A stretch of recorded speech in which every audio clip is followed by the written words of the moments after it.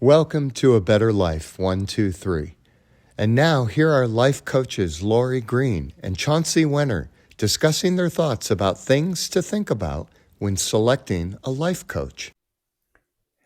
Hello, my name is Chauncey and I'm here with Laurie Green, and we wanted to put out a video for people that are perhaps considering getting a life coach to help them with something.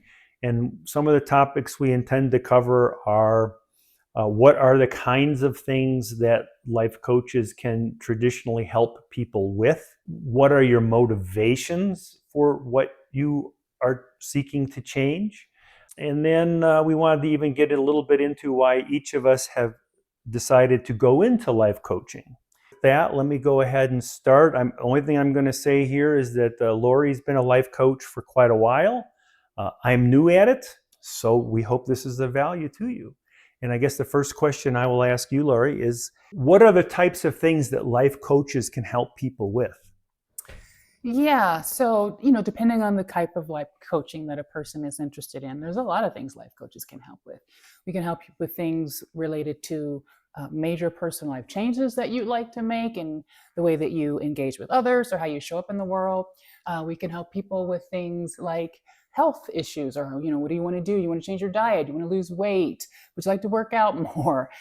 We can help you with spiritual things. You want to find a new spiritual path. Are you seeking a new spiritual path? Is there a spiritual path that you maybe want to investigate that you recently found, or you don't even know what you want to do spiritually? So we can assist with helping you find a better way of navigating that. We can help with relationships, your relationship with yourself, which is of course the most important relationship, and then your relationship with others, whether it's a romantic relationship or family, work, friends, all of that. So life coaches can help with a lot of things. Yeah, and I think what I'll add to that is, like anything in life, you'll get more benefit if you really clearly define what it is you're trying to accomplish. Because for one thing that should be obvious, not all coaches are equally good in all types of changes. Yeah. But fundamentally, an approach to life, when you're thinking about what creates satisfaction in life, what allows a person to be generally happy with the way their life is going, you can kind of break things down into two fundamental areas. And I'm going to start in a reverse order. It can be, you can have the right skills. You have a balanced personal life, you have a balanced social life, you have a balanced health. Those are skills issues.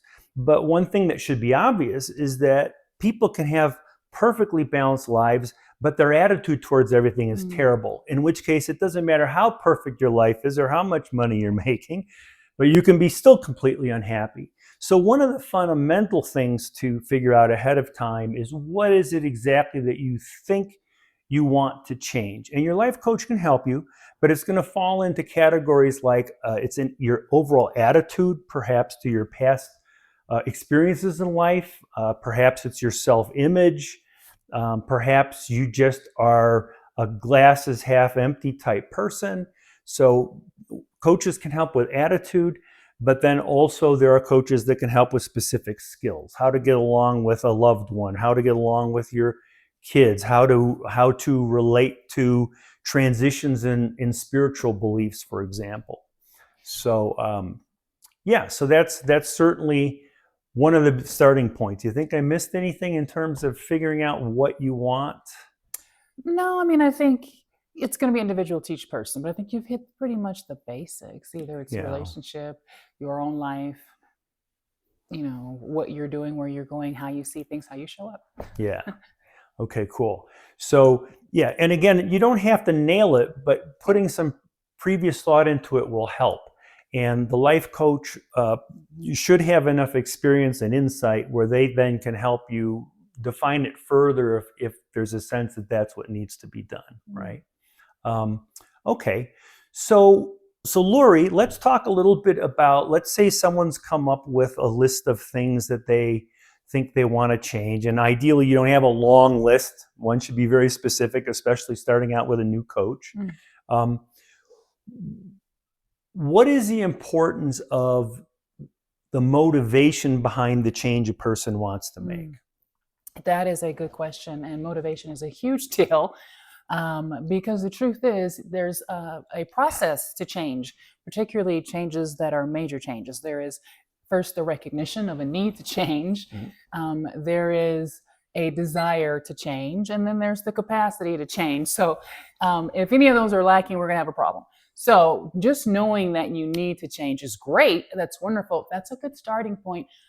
Having a focus, as you said, for what it is that you want to accomplish, a great starting point.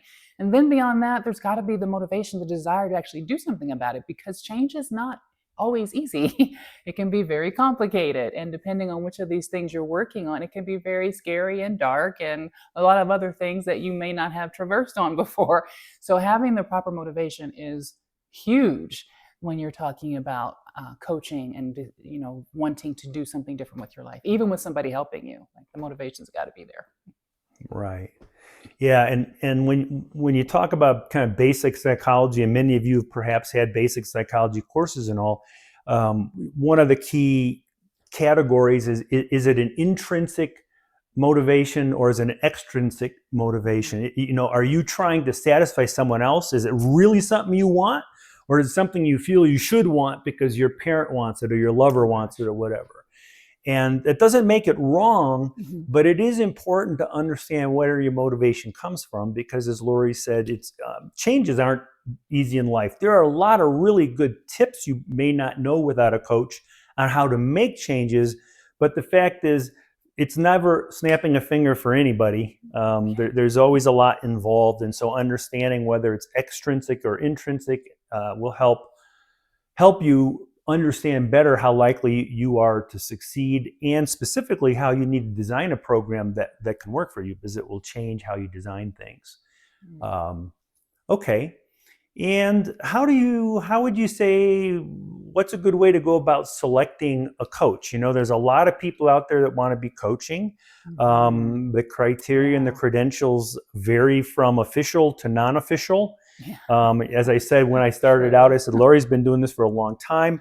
I'm new at it, but I'm an old fart, as they say, right? So I've got a lot of experience. I've been interested in a lot of things that, I guess I've learned over time a lot of things that I'm sure will be helpful to other people. But anyway, so yeah, what do you think about how to select a coach? It's so important, selecting a coach, because this is the person who's going to walk alongside you in this process, on this journey you've decided to take. So it's huge that you really are very thoughtful about who is going to be the person for you. And not everybody is right for everybody. So, it's a thing that you do without a whole lot of attachment, hopefully. And just concerning things like, what are your goals? Does this person align with that? Can you relate to this person? Do you feel like this is somebody that you can comfortably share and talk to about some very pressing and potentially private issues that you might be dealing with in your life? Do you feel like this is somebody that you can entrust that sort of information to? Do you feel this is somebody who can identify with you and where you've been and where you're trying to go? These are all things that matter. And for me, Chauncey and I have a different way of approaching some things. I'm going to specifically say that for me, I think, does this person resonate with you? Do you feel like this is the right person for you? And that is not something that everybody will do. But for some of us, yeah, does this person feel right to you? Certainly credentials matter. Does this person have a certain level of humility that works for you? When somebody comes out and says, I am new at this, but I have a lot of experience and I feel like I have a lot that I can offer to you, and a lot that I can teach you, which he does. Or if it's somebody who, like me, has had several years under their belt, whatever that works for you, because just because I have a lot of experience doesn't mean that I'm the right person for you. Just because a person has a lot of experience doesn't mean they're going to be good at coaching. And some coaches are new, are some of the best ones very often. And quite frankly, everybody was new at some point.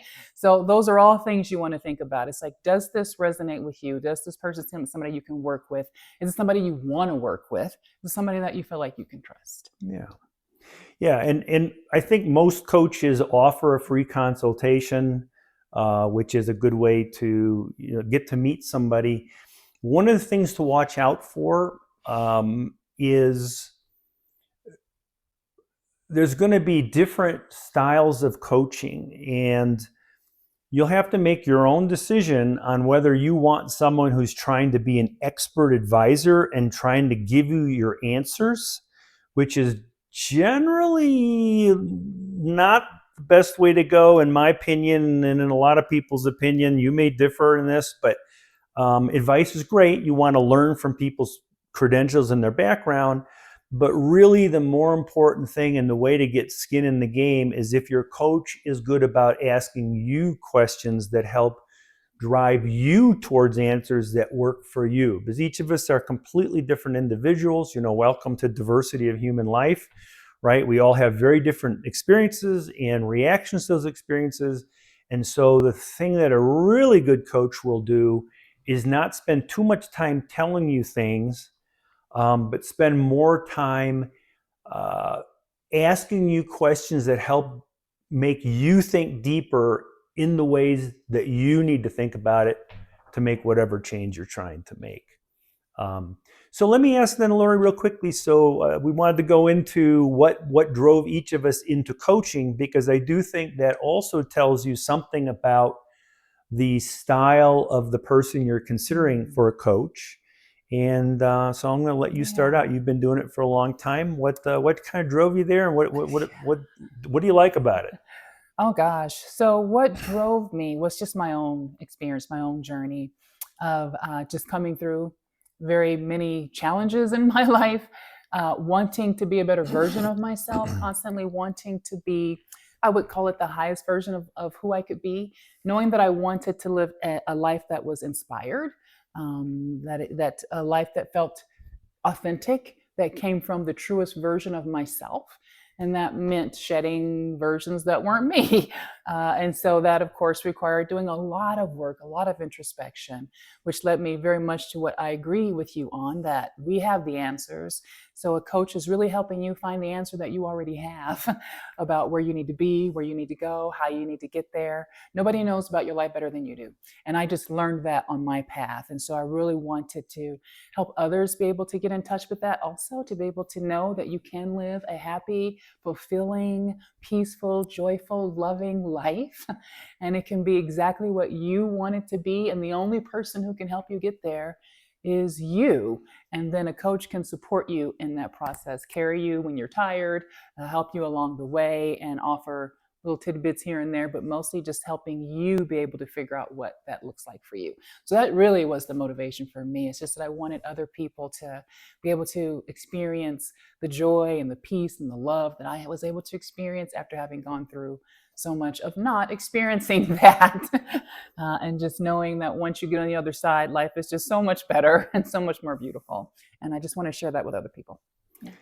Nice. Yeah. And the stuff that Laurie's gone through in her life and how she's gotten to where she is now is really quite an extraordinary journey. I get into coaching from a different perspective. I retired, but even a few years before I retired, I was thinking of a Christmas gift for my son. And I thought, boy, I would like to write him, what are the wisdoms, what's a short list of wisdoms that I think have really helped guide my life and kept me out of emotional turmoil. And I put that together as a little calligraphy thing. And he loved it. And I realized that, these are things that I'd like to offer other people, because my life has been very steady. And that's not because there's been, no challenges. I don't think my challenges have been quite as big as yours have been. And yet we all face challenges, right? I mean, if you have a perfect life, then little things become big challenges. The point is, that's part of being human, is we tend to create, they're all relative. I guess that's what I need to say. I really like the idea of, or what is it that I attribute to my ability to be equanimous in life and not tend to get very perturbed by big problems.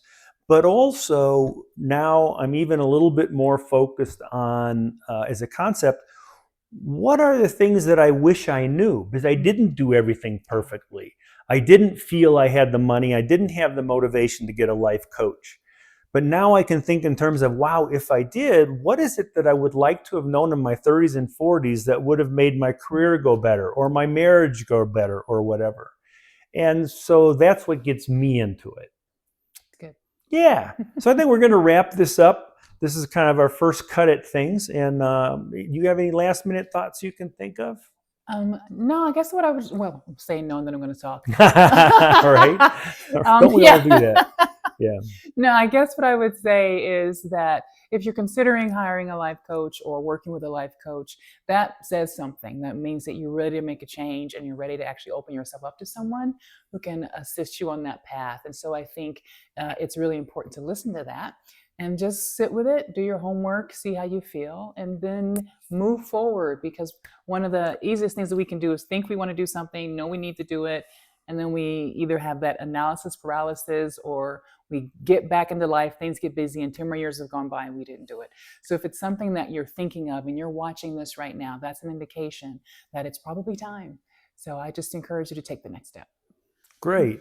And I think what I would probably add is my experience has been there are a lot of people that have seen a psychotherapist or psychologist for a long time, and they're helpful. They talk, but a lot of the people I've met, at least, won't even try to claim that they've been resolved. They keep seeing these therapists, and so to me, my attitude is the best life coach is someone that you don't have to see forever, right?